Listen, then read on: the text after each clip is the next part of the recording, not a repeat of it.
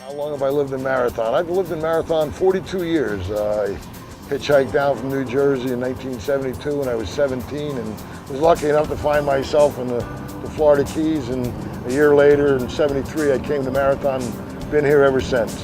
What did I do when I first came to Marathon? Actually, I worked a little bit of construction, and then I met a gentleman that owned a hotel, and I went to work running the Key Colony Beach Motel for Matt Kibler in 1974, and I managed that for him until I started my own construction company up in 77 with Joey Shasha, my partner, and we built the first cable TV system in the Keys for Telemedia, who had bought out the Spotswood's Cablevision, and at that time there was a little bit of cable TV in Marathon, a little in Key West, and we completed all of Key Largo, Almirado, the lower Keys, worked on that for 3 years. Actually, I got involved in politics in the mid-70s, 1976, 77. I was good friends with Vern Boddicker, whose dad owned JoJo's on Grassy Key, and George Dalzell, at that time retired judge from Chicago, and came down and it started the modern Republican Party along with Ken Sorensen and Allison DeFleur, our former sheriff, and basically I was the fourth or fifth Republican in Monroe County, because until 1978, when George won the election for county commission, he was the first elected Republican in Monroe County since the Civil War, and the local library in Marathon is named after George Dalzell, who did so much for the county. He was such a great gentleman. Well, I've always been involved in politics. I was involved in the incorporation of Marathon back in '96. I started that effort, in fact, right here at the Stuffed Pig Restaurant, and we completed in 1999 when the people overwhelmingly voted to incorporate. 70% voted in favor. And then I got more involved. I ran for City Council, and I served 3 terms. I was the mayor for 2 years, and I care about the community. I love it. I have some planning knowledge, and I have some management skills, and I'm fortunate enough that I have the time and the means and to be able to volunteer and give my time back to this community. It's been so good to me, and I love giving back to it. I think that's what makes a good community. You give back. I was lucky. I came down here. I found this place when I was a kid on my own, and it kind of adopted me. And I look at it as my family, and I try to give back wherever and whenever I can. And I think I try to do a good job while I'm serving up there. I try to listen to the people. I'm open to the people.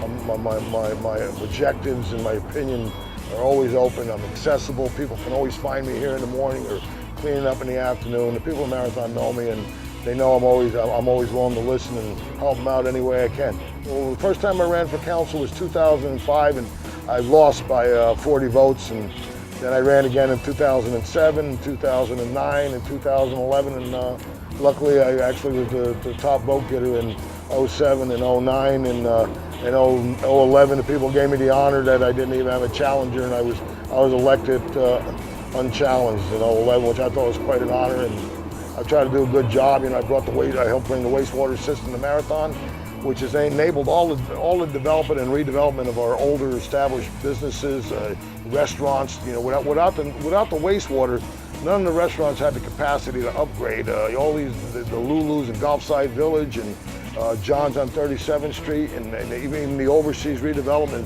is all possible because we brought the wastewater system here, and it's enabling people to better their properties and pay their people better. And we talk about affordable housing all the time, but I believe in a healthy commercial economy where people can afford to pay their people a good wage. That takes care of the housing problem. If you can pay your people a working wage is the key to success for people to be able to afford to live here, to be able to earn a working wage, a living wage. Well, beautification of US 1, I was really proud that we were able to I worked for years to try to get landscaping in those islands especially along the airport. So beautification of US 1, I still have some things I'd like to finish up on that, like a lighting program that I started to try to replace some of those industrial looking lights. We were able to get a fire presence on Grassy Key. We had no fire presence at all when I was elected, and I was able to get the council to put a fire presence up there. We leased the unit off of the owners, Jackson's, of the Jolly Rogers for a while, and then we built the fire station, and by doing that, we lowered the insurance rates. Our rating got so good for the city, we lowered the insurance rates for everybody throughout the city. So it was a great investment for the community.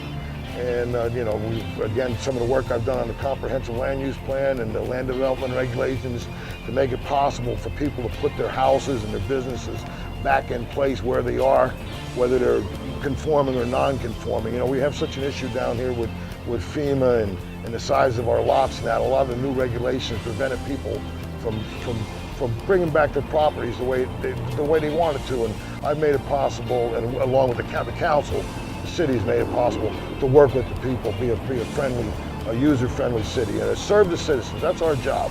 You know, the city should be like a business. Citizens are your customers. When they walk in, treat them like a customer. Treat them like they're the customers. They pay the bills.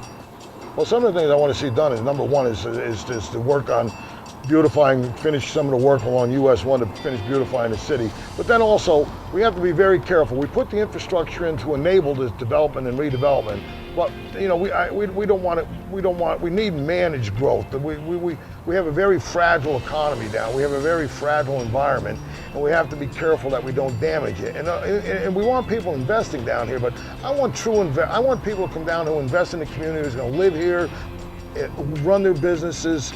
You know, I get a little scared sometimes. Some of these big developers come down here, and a lot of speculative development is never healthy for the community. I mean, I like to see families invest in the communities and small business people, and I don't want just big box chain stores, because unfortunately they just bring a lot of minimum wage jobs and then the need for more subsidized housing. So I like to see a lot of small businesses flourish, help the mom and pops out, and keep their taxes down, keep the economy a scale there for them, that they can pay their people a good living wage, and in that way we solve the housing problem at the same time. It's been an honor to serve the City of Marathon and its citizens, and I would just ask for your vote on November 4th for the City Council Marathon.